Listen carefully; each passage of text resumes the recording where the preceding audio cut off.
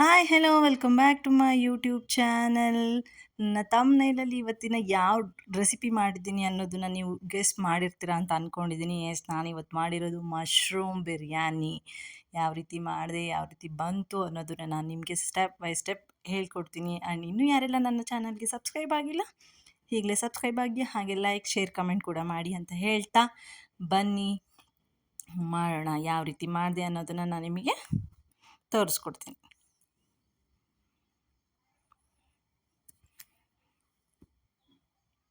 ನಾನಿಲ್ಲಿ ಒಂದು ಪ್ಯಾಕ್ ಮಶ್ರೂಮ್ನ ತೊಗೊಂಡಿದ್ದೀನಿ. ಅದನ್ನು ಅರಶಿನ ಹಾಗೂ ಉಪ್ಪು ಹಾಕಿ ನೀಟಾಗಿ ಒಂದು 5 ಮಿನಿಟ್ಸ್ ಸೋಕ್ ಮಾಡಿ ಇಟ್ಟಿದ್ದೀನಿ.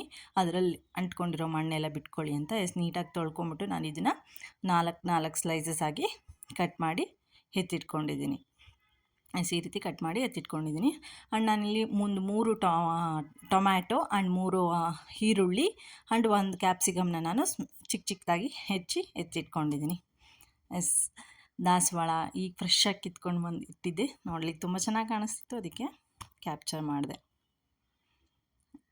ಅದ್ರ ಜೊತೆಗೆ ನಾನಿಲ್ಲಿ ಈರುಳ್ಳಿ, ಟೊಮ್ಯಾಟೊ, ಕ್ಯಾಪ್ಸಿಕಮ್ ಜೊತೆ ನಾನಿಲ್ಲಿ 1 ಹಿಡಿಯಷ್ಟು ಮೆಂತ್ಯ, ಸ್ವಲ್ಪ ಪುದೀನ ಹಾಗೂ ಸ್ವಲ್ಪ ಕೊತ್ತಂಬರಿನ ನಾನಿಲ್ಲಿ ತೊಳೆದು ಕಟ್ ಮಾಡಿ ಎತ್ತಿಟ್ಕೊಂಡಿದ್ದೀನಿ. ಹಾಗೆ ಇದ್ರ ಜೊತೆಗೆ ಬೆಳ್ಳುಳ್ಳಿ, ಶುಂಠಿ ತೊಗೊಂಡಿದ್ದೀನಿ. ಒಗ್ಗರಣೆಗೆ ನಾನಿಲ್ಲಿ ಪೆಪ್ಪರು, ಬಿರಿಯಾನಿ ಎಲೆ, 2 ಇಂಚಷ್ಟು ಚಕ್ಕೆ, 1-2 ಲವಂಗ, 1 ಮಸಾಲೆ ಹೂವು ಕುಕ್ಕರ್ ಇಟ್ಟಿದ್ದೀನಿ. ಇದಕ್ಕೆ ನಾನಿಲ್ಲಿ ಒಂದು 7ರಿಂದ 8 ಚಮಚದಷ್ಟು ಅಂದಾಜಿಗೆ ನಾನಿಲ್ಲಿ ಎಣ್ಣೆನ ಹಾಕ್ಕೊಂಡಿದ್ದೀನಿ. ಎಣ್ಣೆ ಕಾಯ್ದ ನಂತರ ನಾನು ಇದಕ್ಕೆ ಜೀರಿಗೆ ಸಿಡ್ದು ಆದಮೇಲೆ ನಾನು ಇದಕ್ಕೆ ಒಂದೊಂದಾಗಿ ಸ್ಪೈಸಸ್ನ ಆ್ಯಡ್ ಮಾಡ್ತಾ ಹೋಗ್ತೀನಿ. ಫಸ್ಟಿಗೆ ನಾನಿಲ್ಲಿ ಬಿರಿಯಾನಿ ಎಲೆನ ಹಾಕೋತಾ ಇದ್ದೀನಿ. ಚಕ್ಕೆ, ಹೂವು, ಮಸಾಲೆ ಹೂವು, ಲವಂಗ ಹಾಗೂ ಪೌಡರ್ ಮಾಡಿ ಎತ್ತಿಟ್ಕೊಂಡಿರೋವಂಥ ಪೆಪ್ಪರ್ ಪೌಡರ್, ಕಾಳುಮೆಣಸಿನ ಪುಡಿ, ಇದಿಷ್ಟನ್ನು ನಾನಿಲ್ಲಿ ಒಗ್ಗರಣೆಗೆ ಹಾಕ್ಕೊಂಡಿದ್ದೀನಿ. ಇದಾದಮೇಲೆ ನಾನಿಲ್ಲಿ ಒಂದು 3 ಮೀಡಿಯಮ್ ಸೈಜ್ ಈರುಳ್ಳಿನ ಸ್ಲೈಸಸ್ ಆಗಿ ಕಟ್ ಮಾಡಿ ಎತ್ತಿಟ್ಕೊಂಡಿದ್ದೀನಿ. ಅದನ್ನು ಹಾಕೋತಾ ಇದ್ದೀನಿ. ಇದನ್ನು ನಾನಿಲ್ಲಿ ಬ್ರೌನಿಷ್ ಕಲರ್ ಟರ್ನ್ ಆಗೋವರೆಗೂ ಚೆನ್ನಾಗಿ ಬಾಡಿಸ್ಕೋತೀನಿ.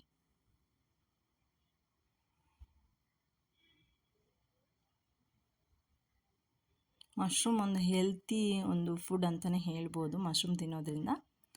ಸೊ ತುಂಬಾ ಚೆನ್ನಾಗೂ ಇರುತ್ತೆ. ವೆರೈಟಿ ಡಿಶಸ್ನ ನಾವು ಮಶ್ರೂಮಿಂದ ಮಾಡ್ಕೋಬೋದು. ಒಂದು ಚಿಟಿಕೆಯಷ್ಟು ನಾನಿಲ್ಲಿ ಉಪ್ಪು ಹಾಕ್ತಾಯಿದ್ದೀನಿ, ಸ್ವಲ್ಪ ಬೇಗ ಬೇಯಲಿ ಅಂತ. ಇದು ನೀಟಾಗಿ ಒಂದು ಬ್ರೌನಿಷ್ ಕಲರ್ ಆಗಿ ಟರ್ನ್ ಆಗೋ ತನಕ ನಾವಿಲ್ಲಿ ಈರುಳ್ಳಿನ ಚೆನ್ನಾಗಿ ಎಣ್ಣೆಯಲ್ಲಿ ಹುರ್ಕೋಬೇಕು.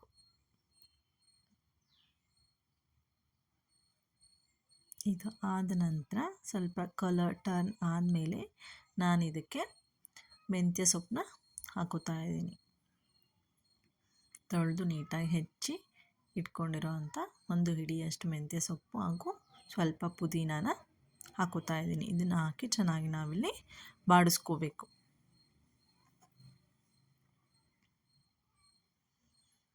ಮೆಂತ್ಯ ಕಹಿ ಅಂಶ ಹೋಗಲಿ ಅಂತ ಈರುಳ್ಳಿ ಹಾಕಿದ ತಕ್ಷಣವೇ ಹಾಕ್ಕೊಂಡ್ರೆ ಚೆನ್ನಾಗಿ.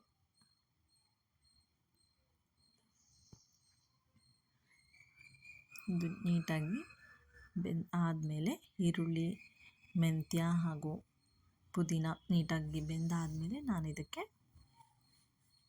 ಟೊಮ್ಯಾಟೋನ ಆ್ಯಡ್ ಮಾಡ್ಕೋತೀನಿ. ಟೊಮ್ಯಾಟೋನ ನಾನಿಲ್ಲಿ 3 ಟೊಮ್ಯಾಟೋನ ತೊಗೊಂಡಿದ್ದೀನಿ, ಚಿಕ್ಕದಾಗಿ ಕಟ್ ಮಾಡಿ ಇಟ್ಕೊಂಡಿದ್ದೀನಿ. Medium size 3 tomato.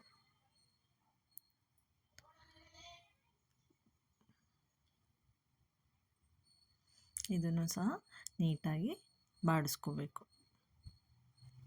ಟೊಮ್ಯಾಟೊ ಎಲ್ಲ ಸ್ವಲ್ಪ ಮೆತ್ತಗಾಗುವಷ್ಟು ನಾವಿಲ್ಲಿ ಬೇಯಿಸ್ಕೋಬೇಕು. ಇದಕ್ಕೆ ನಾನಿಲ್ಲಿ 1.5 ಚಮಚದಷ್ಟು ಬೆಳ್ಳುಳ್ಳಿ ಶುಂಠಿ ಪೇಸ್ಟ್ನ ಹಾಕೋತಾ ಇದ್ದೀನಿ.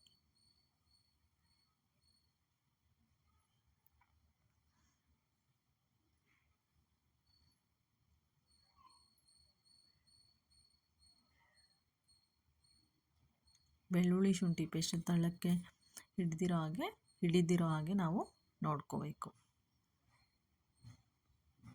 ಬೇಗ ಹಿಡಿದು ಬಿಡುತ್ತೆ ಶುಂಠಿ ಬೆಳ್ಳುಳ್ಳಿ ಪೇಸ್ಟ್ ತಳಕ್ಕೆ.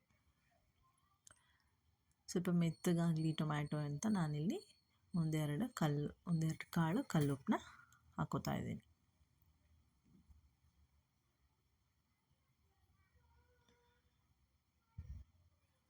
ನೀಟಾಗಿ ಅದು ಬೆಂದ್ಕೊಂಡಿದೆ ಟೊಮ್ಯಾಟೊ.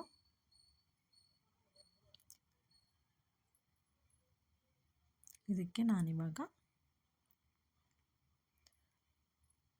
1 ಚಮಚದಷ್ಟು ಖಾರದ ಪುಡಿ, 1.5 ಚಮಚದಷ್ಟು ಹಚ್ಚ ಖಾರದ ಪುಡಿನ ಹಾಕೋತಾ ಇದ್ದೀನಿ.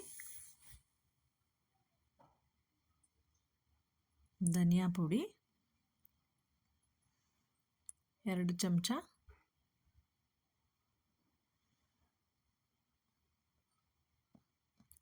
3 ಚಮಚದಷ್ಟು ಧನಿಯಾ ಪುಡಿನ ಹಾಕೋತಾ ಇದ್ದೀನಿ. 1.5 ಚಮಚದಷ್ಟು ಅಚ್ಚ ಖಾರದ ಪುಡಿನ ಹಾಕಿದ್ದೀನಿ. ಹಾಗೆ ರುಚಿಗೆ ತಕ್ಕಷ್ಟು ಉಪ್ಪು ಕೂಡ ನಾನು ಆ್ಯಡ್ ಮಾಡಿಕೊಂಡೆ.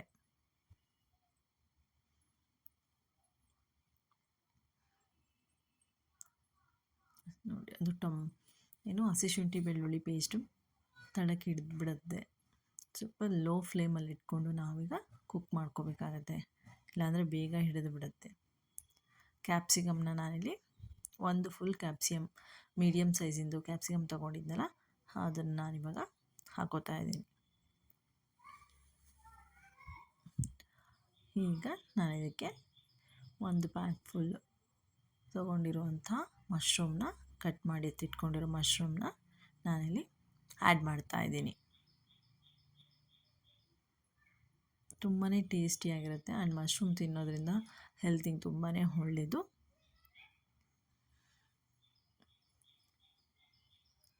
So weekly once, 2 weeks once ತಿಂದರೆ ತುಂಬಾ ಒಳ್ಳೆಯದು. ತಿಂತಾ ಇರಬೇಕು ಮಶ್ರೂಮ್.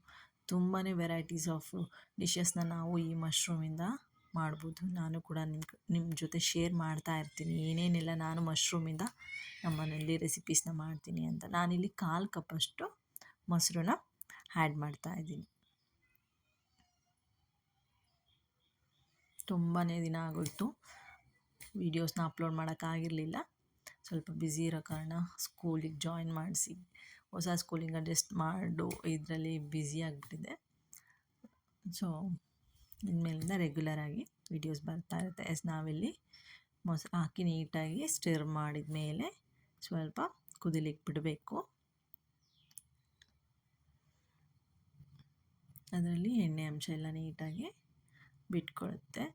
ಸೊ ಇದಾದಮೇಲೆ ನಾನಿಲ್ಲಿ 1/4 ಕಪ್ಪಷ್ಟು ಕಾಯಿ ತುರಿ ಜೊತೆಗೆ ಸ್ವಲ್ಪ ಕೊತ್ತಂಬರಿನ ನಾನಿಲ್ಲಿ ರುಬ್ಕೊಂಡು ಪೇಸ್ಟ್ ಮಾಡಿ ಎತ್ತಿಟ್ಕೊಂಡಿದ್ದೀನಿ.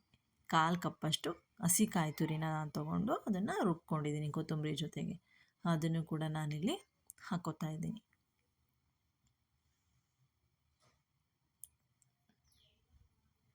ಈ ರೀತಿ ನೀವು ಕೂಡ ಮನೇಲಿ ಟ್ರೈ ಮಾಡಿ, ತುಂಬಾ ಟೇಸ್ಟಿಯಾಗಿರುತ್ತೆ.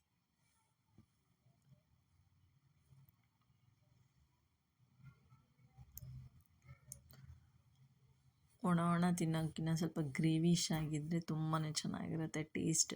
ನಾವು ಸೈಡ್ ಎಕ್ಸ್ಟ್ರಾ ನಾವು ಗ್ರೇವಿ ತೊಗೊಳ್ಳೋ ಅವಶ್ಯಕತೆಯೇ ಇರೋದಿಲ್ಲ. ಸೊ ಇದರಲ್ಲೇ ಗ್ರೇವಿ ಜ್ಯೂಸಿ ಆಗಿರೋದ್ರಿಂದ ತುಂಬಾ ಚೆನ್ನಾಗಿರುತ್ತೆ. ನಾನಿಲ್ಲಿ 3 ಪಾವಷ್ಟು ಅಕ್ಕಿನ ತೊಗೊಂಡಿದ್ದೀನಿ. ತೊಳೆದು ಎತ್ತಿಟ್ಕೊಂಡಿರೋದನ್ನು ನಾನೀಗ ಹಾಕ್ಕೋತಾ ಇದ್ದೀನಿ.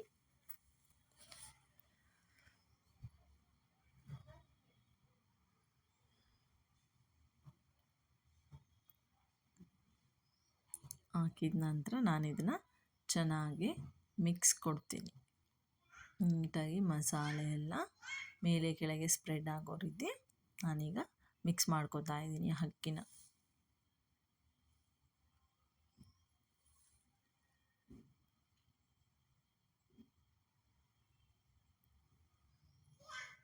ತುಂಬ ವೆರೈಟೀಸ್ ಆಫ್ ಬಿರಿಯಾನಿ ಆಗಿರ್ಬೋದು, ಪಲಾವ್ ಆಗಿರ್ಬೋದು, ಮಶ್ರೂಮ್ ಪಲಾವ್ ಆಗಿರ್ಬೋದು, ಮಶ್ರೂಮ್ ಬಿರಿಯಾನಿ ಆಗಿರ್ಬೋದು, ವೆರೈಟಿಯಾಗಿ ಮಾಡ್ತಾರೆ.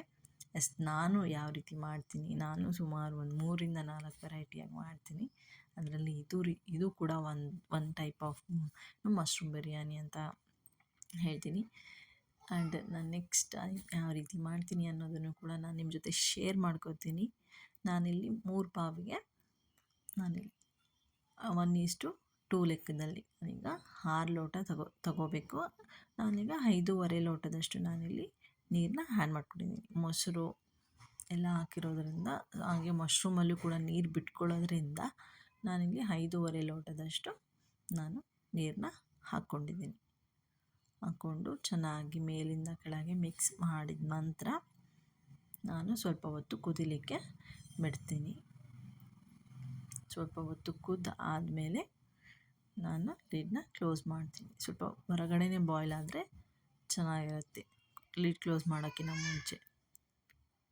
ಈ ರೀತಿ ಚೆನ್ನಾಗಿ ಕುಕ್ ಆದಮೇಲೆ ಒಂದು ಕಾಲು ಭಾಗದಷ್ಟು ಸ್ವಲ್ಪ ಆದಮೇಲೆ ನಾವು ಲಿಡ್ನ ಕ್ಲೋಸ್ ಮಾಡೋಣ. ಅದಕ್ಕಿಂತ ಮುಂಚೆ ನಾನಿಲ್ಲಿ ಕಟ್ ಮಾಡಿಟ್ಕೊಂಡಿರೋ ಕೊತ್ತಂಬರಿನ ಇದಕ್ಕೆ ಆ್ಯಡ್ ಮಾಡ್ಕೋತಾ ಇದ್ದೀನಿ. ಅಷ್ಟು ಚೆನ್ನಾಗಿ ಕುದೀತಾ ಇದೆ. ಇದಕ್ಕೆ ನಾನೀಗ ಲಿಡ್ನ ಕ್ಲೋಸ್ ಮಾಡಿ ಒಂದು ವಿಷಲ್ನ ನಾನು ಕೂಗಿಸ್ಕೋತೀನಿ.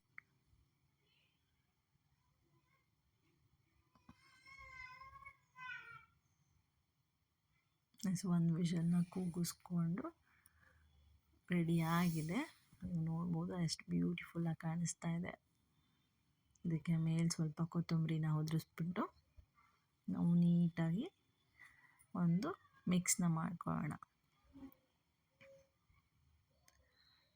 ಎಷ್ಟು ಚೆನ್ನಾಗಿ ಜ್ಯೂಸಿ ಆಗಿದೆ, ಸಕ್ಕತ್ತಾಗಿತ್ತು. ಐ ಹೋಪ್ ಈ ವಿಡಿಯೋ ನಿಮಗೆಲ್ಲ ಇಷ್ಟ ಆಗಿದೆ ಅಂತ ಭಾವಿಸ್ತಾ ಇದ್ದೀನಿ. ಹಾಗೆ ನೆಕ್ಸ್ಟ್ ವಿಡಿಯೋದಲ್ಲಿ ನಾನು ಇನ್ನೂ ಒಂದು ಒಳ್ಳೆ ರೆಸಿಪಿ ಜೊತೆ ನಾನು ನಿಮ್ಮನ್ನು ಭೇಟಿ ಆಗ್ತೀನಿ. ಅಂಟಿಲ್ ಇನ್ನೂ ಯಾರೆಲ್ಲ ನನ್ನ ಚಾನಲ್ಗೆ ಸಬ್ಸ್ಕ್ರೈಬ್ ಆಗಿಲ್ಲ, ಸಬ್ಸ್ಕ್ರೈಬ್ ಆಗಿ ಅಂತ ಹೇಳ್ತಾ ಇವತ್ತಿನ ವ್ಲಾಗ್ನ ಎಂಡ್ ಮಾಡ್ತಾ ಇದ್ದೀನಿ. ಬಾಯ್ ಬಾಯ್.